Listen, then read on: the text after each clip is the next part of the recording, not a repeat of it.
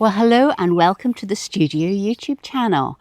It's lovely to have you here. My name is Jane, and today I am going to be talking about why I have found midlife to be so much better than youth. Now, I know this is a controversial opinion, particularly among marketers and all of that kind of thing, because we are encouraged to feel that kind of dewy youth, sort of late teens and 20s, is when we're kind of at our prime. And we're encouraged to spend the rest of our lives really harking back to that, trying to extend our youth, trying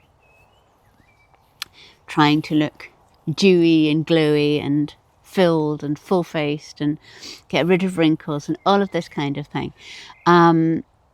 Because that's seen as the epitome. But for me, I have discovered that I really appreciate the beauty of midlife. Now, I think that this may be because I spend a lot of time in my garden or outside in nature. And autumn has always been my favourite time in the garden, even though technically it's in autumn that the garden looks most chaotic. So in spring, my garden actually looks pretty structured, pretty neat and tidy. You know, it will have been weeded, it will have been mulched, and I will be there kind of desperate for things to start growing, you know, for the bulbs to appear or the perennials to put their leaves out, for climbers to start covering things. You know, it's almost like you're at the beds going, come on, something should happen. And then it does. And you're on to early summer, and the whole thing is kind of one accomplishment after another and a rushing to keep up. You know, is it a good summer? Is the weather good? Is it a good summer for sweet peas? Is it a good summer for tomatoes? Is it a good summer for whatever, roses? And there is this thing that, I don't know, there's a rush. There is a rush in summer, and this idea of accomplishments and whether things performed to their best because that's their only chance. But autumn, which starts here at the beginning of September, we get this sudden drop in temperature. Even on days like this, which is a glorious summer day, it's quite cool. And overnight, as a kind of like the price to pay for the bright sunshine, we were pretty near frost. So things stop growing. They lose their structure and everything begins to just slump a little bit in the garden. But it is the time when you see so much life out there. You see worms exploring, you see so many butterflies out now. All of the butterflies that were on the nettle crops are hatching now. It's full. The garden is full of birds because all of those fledglings are going around feeding themselves up for the winter. And I think that I also have been thinking about this a lot this week because in the studio, sort of like as part of our thing this month, we are priming ourselves to notice beauty in spaces that you maybe wouldn't normally. So we're kind of trying to heighten our antennae, I suppose, for beauty. And I noticed a pile of apples. Now, the apples are actually a sign of my disorganization. Bordering the dye garden, there is a row of espalier apple trees. And when I put them in, I didn't think about the fact that there's planting on either side. So that grows up and it hides the bottom rung of apples. So they tend not to be spotted and they will fall to the ground. It's a soft fall, so they were all gathered up, really nice looking windfalls, and put at the base of a hornbeam hedge, ready to be taken into the house to make apple crumble. Now, there is something weird. I kept spotting them when I was going down to work and thinking, I'll get them later. But somehow I didn't ever spot them when I was coming back to the house. So they were 3 or 4 days sat out by the hedge. And then when I did come to gather them up, I noticed that a blackbird had pecked a great big hole in one of the apples. And I don't mind that because we have a lot of blackbirds and thrushes in the garden, and that's why we have very few slugs and snails. So I welcome the blackbirds completely. But then I noticed that inside this hole there was a wasp. You could see it because it was so intent on eating the apple. It didn't notice me at all, so I could get really, really close. Just watch how efficiently it was filling itself up with this apple for ages and ages. I mean, long enough for me to get my phone and film it. I do love wasps. You know, people are really mean to wasps. They love bees and they love butterflies, but they're very mean to wasps. Wasps are amazing creatures. So I filmed that, and I was then thinking about the garden in autumn and how it's like we have a pink rose covers the wall outside the bedroom window, and in June it is just full of this frothy pink flowers, and it is beautiful and everything that a summer rose should be.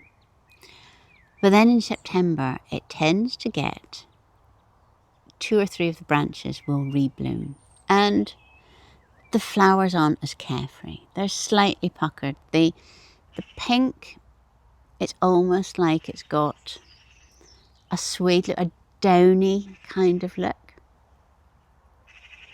And I love them so much more than this froth of summer. So I was thinking that, you know, it's not very far from my garden analogy, obviously, into our lives. You know, we spend our youth desperately waiting for things to happen, trying to get things to happen, that feeling of you're not going fast enough.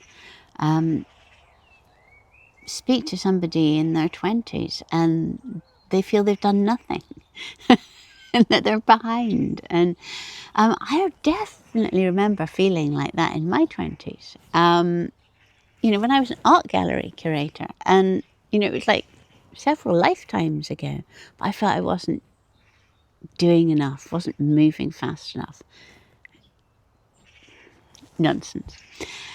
And then you get that time in your sort of like 20s, 30s, 40s, and it's all about racking up accomplishments and doing the stuff. And there seems to be so much riding on getting that season right. Like, you know, did your sweet peas bloom or your roses, or you get a good crop of tomatoes? Because there's this feeling that if you don't do it, you're never going to do it. But then comes midlife and autumn, and something changes. Exactly like that, the temperature change that we have in the mornings that sets everything off. There's something, perimenopause, menopause, whatever, that just changes us. And I don't think that it changes us in a bad way. I think it changes us in a really, really good way, and that it's the life lived, and it's the wisdom, and it's just the ability to say, this is me. This is what I am. This is who I am. These are my opinions.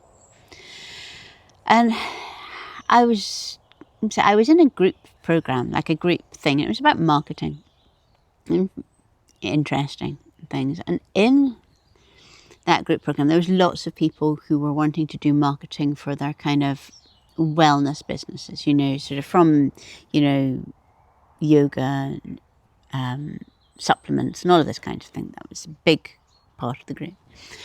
And the person in charge said, oh, no, this is really good because everybody hates their body, don't they? And I sat there and I thought, well, actually, no, I don't hate my body. Now, I didn't feel it was acceptable to say that in the group, which was quite interesting. But I did come away thinking, just imagine what we would be able to do as women, because I think she was talking about women,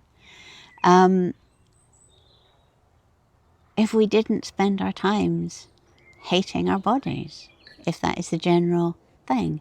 How much more money we would have, how much more time we would have, how much more headspace if we weren't criticizing ourselves. Now, I know I'm quite fortunate in this because one of the things about having had a health scare and thinking that you wouldn't make it to middle age is that instead of seeing your body as something that is substandard or needs fixing or filling or lifting or whatever,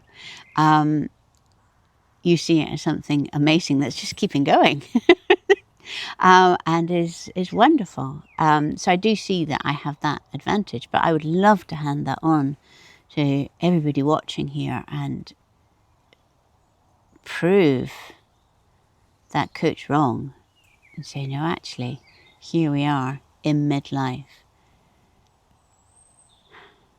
Like those roses, like the roses, the second flush of roses that is so much more appreciated and more beautiful and just adds so much more to life than the easily won ones of high summer.